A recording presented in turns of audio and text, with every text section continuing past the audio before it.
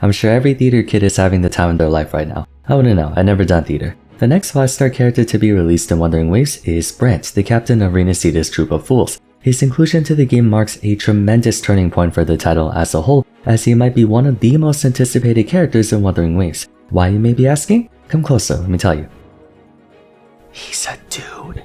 No, really, the last male character they released in WuWa was back when Shangli Yao came out. I tell you, males be a rare sight these days. But all jokes aside, Brant, like his fellow theater kid Rocha, carries an interesting array of abilities that takes a more unique approach to combat, raising a few questions as to what role he'll be taking in the current landscape, and if his kit may be a precursor to more multi-role characters in the future. So without further ado, we're going to be analyzing Brant's abilities, rotations, sequences, builds, teams, and then give my final thoughts on the character overall.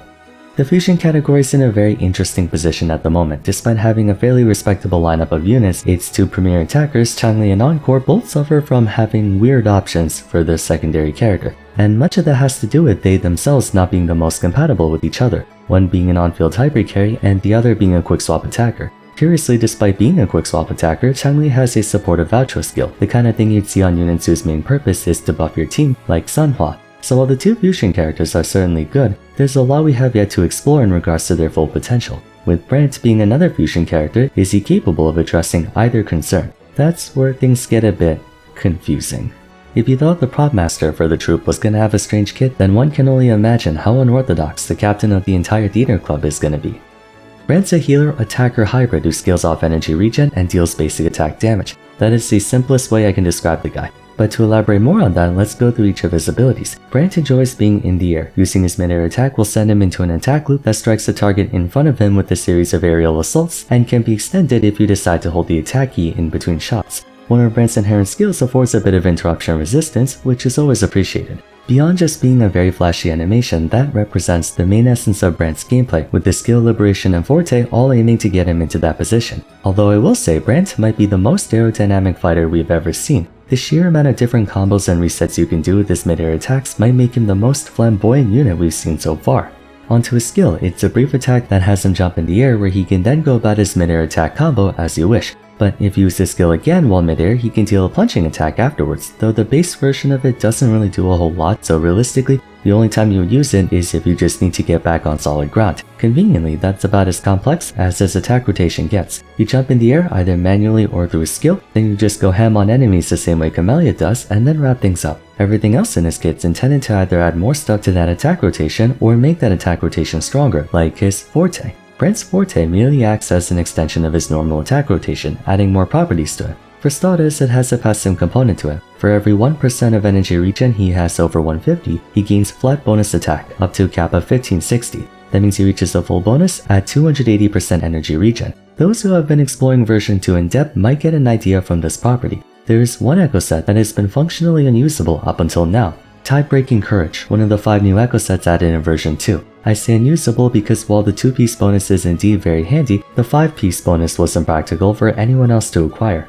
Even Shorekeeper, who also scaled off energy regen, saw no reason to make use of this, due in part to not being an attacker. On top of gaining 15% bonus attack, having over 250 energy regen would then grant you a staggering 30% bonus to all forms of attribute damage, an impressive boost for sure, but one that no one wanted to go out of their way for. That is, until Brant. He's the first and currently only attacking unit in the game who split scales between attack and energy. We can talk more about that later when I go through his echo sets. Back to the Forte. Whenever Brant strikes enemies with his normal attacks, intro, or resonance skill, he charges up his Forte circuit called Bravo. When reaching intervals of 25, 50, 75, and 100, he gives a small heal to his entire party, allowing him some semblance of combat sustain. Said healing just so happens to scale off his energy regen as well, which is a nice bonus. Upon reaching max Bravo, Brant obtains a shiny new empowered skill, dealing a big blast of damage in the form of a plunging attack that deals basic attack damage, providing a shield at the end of it that also scales off energy regen. Unlike healing, the shielding's actually not too bad. With around 300 ER, it amounts to about almost a 9000 HP shield, no small amount for sure. So the gist of Brant's gameplay is to attack a bunch of times to build up his Forte, then go for a big nuke at the end of it. Very similar to Changli, who also goes about attacking and using her skill a bunch to then deal an empowered Forte attack. In light of possessing such a playstyle, Brant has the option to play in a quick swap attack format, especially when you take into account his skill being an extremely low cooldown meant only to get him in the air, you can switch back and forth between him and his teammate. Finally, his Liberation. It has 2 parts to it, a typical blast in an area that sends him up in the air and grants a few buffs. Buff number 1, Brant accumulates Bravo twice as fast. Buff number 2, Brant gets even more bonus attack based on his energy regen. Naturally, this means you want to use Liberation first before using the empowered skill in Max Bravo, since you can generate Bravo faster and then also do more damage. Although it is worth noting that the buff duration is only 12 seconds long, so don't dawdle too much. Taking into consideration the fact that Brant has a lot of ways in which he can attack with his aerial combos, the most optimal one might depend heavily on circumstance, but for the most part, the best combo you can do in the shortest amount of time is relatively straightforward from an execution point of view. You want to intro in, which by the way sends you in the air like all of his other moves, then go through a mid-air attack sequence and then plunge to get back down quickly. Activate your Liberation to get faster Bravo and do more damage, do your aerial attacks again, then use the empowered skill and then Echo active and then swap out. That should be his best attack sequence as a main attacker, but bear in mind he's meant to be played as a secondary, and depending on who your primary unit is, you might have to tweak them a bit. As you can see, Brant by design operates very much like a main DPS character, but due to his more supportive aspects, field time, and lenience in cancelling his animations, you can and should play him in more quick-swap dual DPS teams as he contributes a meaningful amount of personal damage on that front. A number of you might be asking, if Brant has healing and shielding in his kit, is he able to serve as your party's sustain option? The short answer is no, the long answer is kind of complicated. WuWa's in a weird situation where on one hand healing is indeed necessary to offset any damage you take, but on the other, circumstantially you don't need healing at all. In Tactical Hologram, most bosses either one-shot you or wombo combo you from 100 to 0, rendering healing useless, especially healing as small as Brant. The shield helps in that regard, mind you, but bosses end up overkilling your total health bar in full burst anyway. Then of course Tower of Adversity and Wuthering Waves are geared more towards doing as much as you can, not really surviving. The reason every team recommends a healer for their third party slot has more to do with their buffing utility than actual healing. Shorekeeper and Verina offer damage amps that affect the entire party for long stretches of time. More importantly, they also do not get lost upon switching out. Most other supporters sub DPS characters like Sanhua, whose outros buff the incoming resonator, lose out on said outro buff if that resonator has to swap again. Brant is in the same boat. Despite being an offensive unit, his outro skill like Chanli happens to be a buffing one, bonus fusion and skill damage to the incoming resonator. So having him be your third party member for a hypothetical triple DPS comp, while not unviable per se, is counterproductive due to his outro basically not mattering whatsoever. Therefore he can only be played as your number 1 or number 2, preferably number 2. Now comes the all important question, how strong is he? I would say it depends.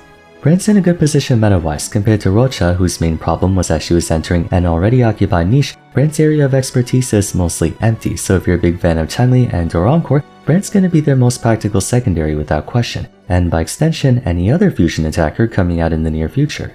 Like Phoebe, he's someone who starts out as a strong character and could potentially grow better over time. I suppose having talked about teams and whatnot, we can quickly elaborate more on that. Brant's best team's gonna be dual DPS with Chanli and then Shorekeeper or Verina. You can also go Encore and Brant, but if you were to choose between the two fusion girls, I would say Chanli can work with Brant a lot better. The inconvenient thing though is that despite Chanli and Brant both having supportive outros, because you're playing them in a quick-swap fashion, you won't be able to squeeze out the full value of either outro skill. You can still make use of it, don't get me wrong, but it's a shame their outros expire upon swapping out even if it's just between the two of them. I have seen experimentation conducted with Brant and Carlotta making use of the skill damage boost the same way you would for Talchi or Lumi, except Brant can actually deal meaningful damage of his own, but that's a rogue strategy and far from being his best application. Okay, so now let's talk sequences and builds. This actually matters a lot more for Brant than previous characters, for better or worse. For those who missed it during my breakdown of his kit, Brant has practically 0 sources of bonus damage in his kit. He gets bonus attack based on his energy regen, but you don't see any bonuses to multipliers, no bonus basic attack or skill or whatever damage. All he gets is a 15% fusion bonus on his inherent skill. Why does this matter? Because those bonuses are housed in his sequences. S1 makes it so his empowered Forte skill staggers enemies that get hit. I do believe it's identical in purpose to Phoebe and Carlotta's respective stunts. Secondly, after casting his intro skill, or for each flip he does after a mid-air attack, Brant gets 20% bonus damage for a short period of time, stacking up to thrice. His S1 can give him up to 60% bonus damage, an extremely powerful boost especially for an S1, roughly about a 21% increase to his personal damage. S2 gives him 30% bonus crit rate on his mid-air attacks and Forte empowered skill, just like that. So if you combine S2 with the 12.5% bonus crit you get from Shorekeeper, Brant starts out with 42.5% free crit rate, making it super easy to max him out in that department. On top of that, his outro skill gains a new property wherein if the incoming resonator uses their own skill, he deals a follow-up explosion up to twice. If that's not a big indicator that he wants to be paired with Chanli, a character who can use her skill twice, I don't know what is. This one's an even bigger boost to Brant's party contribution, roughly 31% to his personal DPS. Has 3 grants bonus damage to his empowered Forte skill, a decent amount, but considering Brant doesn't have the same gigantic screen nukes that Camellia and Jinchi do, it might appear a bit less amazing by comparison. As 4 is mostly intended to increase the healing and shielding faculty of his kit, which as I went over isn't really the reason why you should be pulling for him. As 5 effectively gives Brant passive 15% bonus basic attack damage. I say passive because everything he does is basic attack damage, so it might as well be active at all times. As 6 adds an extra 30% damage multiplier to his mid-air attacks, and his empowered Forte skill also gets bonus damage added to it in the form of a secondary aftershock. Though meaningful, again he's a secondary character, not a main DPS, so his final sequence by comparison might not look as impressive. It's mostly S1 and S2 you want to look at. Those two put together can massively increase Brant's personal DPS, especially when played alongside Changli and I guess to a lesser extent Carlotta, given she can also cast her skill twice. Sequence-wise, if you do plan to spend, I recommend S2 on him, even just S1's a fantastic boost to have. On to weapons. Unfortunately, Brant's in a tough spot when it comes to weapon options. The current sword choices we have at the moment, though numerous, are fundamentally incompatible with this style of play, mostly in the sense that Brant doesn't scale out conventional attack and stuff. Basically, it's Brant's personal weapon or bust. The difference between his signature and the next best 5-star option is over 20%. Even though Camellia's Red Spring gives crit rate and basic attack damage, both of which Brant enjoys, he scales in such a specific way that our existing weapon selection just doesn't account for. Unflickering Valor provides a whopping 77% ER, which is critical for getting to that maximum energy threshold, since without it, getting the requirements for both his Forte attack buff and Tidebreaking Courage will be an extremely uphill battle for you. Ultimately, this does make Brant a somewhat free-to-play unfriendly unit. R1 is practically obligatory if you want to see some good value out of him. That being said, the payoff is most certainly worth it, as 2 R1 Brant or even S1 R1 Brant is an extremely strong character. I do hope they release a worthwhile free-to-play energy regen sword in the future though. What about Echo's Tidebreaking Courage? It's kind of obvious they made that Echo set for the express purpose of giving it to Brant when he eventually became playable. Now you can go Molten Rift on Brant as well if you like, especially if you don't have his signature. He can maintain the fusion damage increase perpetually courtesy of his skill being a low cooldown, so not a bad option either, but I would say Tidebreaking has the better main Echo choice. What would that main Echo be? Dragon of Dirge. Fusion and basic attack bonus and a very long-lasting AoE summon attack, perfect choice for Brant. Main stats go crit on 4 cost, 1 energy and 1 fusion on 3 cost, or 2 energy if you can't get his signature weapon, and then attack on 1 cost. For substats, definitely prioritize energy until you reach at least 250%, preferably 280 so you can also max out his Forte boost. Then go for the usual crit, attack, and basic attack damage. I would prioritize basic attack damage % over attack since you're already getting a ton of attack from his conversion anyway. By the way, if you're wondering why no Moon and Clouds on Brant when he's a secondary unit, simple answer. His contribution is personal damage. Just like Changli, he does significantly more personal DPS than units like Sanhua and Rocha, so building him as if you were going hybrid carry is the way to go.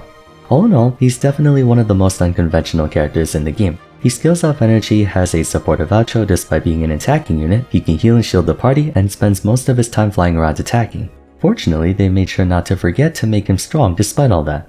So in conclusion, is he worth pulling for? If you have Changli and Encore, then yes, I would say it's more than worth it. Just keep in mind if you do pull for him, I highly advise getting his weapon too. It makes building him so much easier. And if you saved up some coral, it wouldn't be too bad to go for his S1 that way too. Anyway, that finishes my assessment of Brant. Fun character with a wacky playstyle. If you have any questions, feel free to ask in the comments down below. I'll try to answer them to the best of my ability, but for the time being, if you enjoyed the video, a like and subscribe would be much appreciated. Don't forget to follow me on Twitter at ForestVerum, join my Discord server, and check out my other character first impressions videos if you haven't yet. But till next time, thanks so much for watching, and I look forward to seeing you again soon. Take care.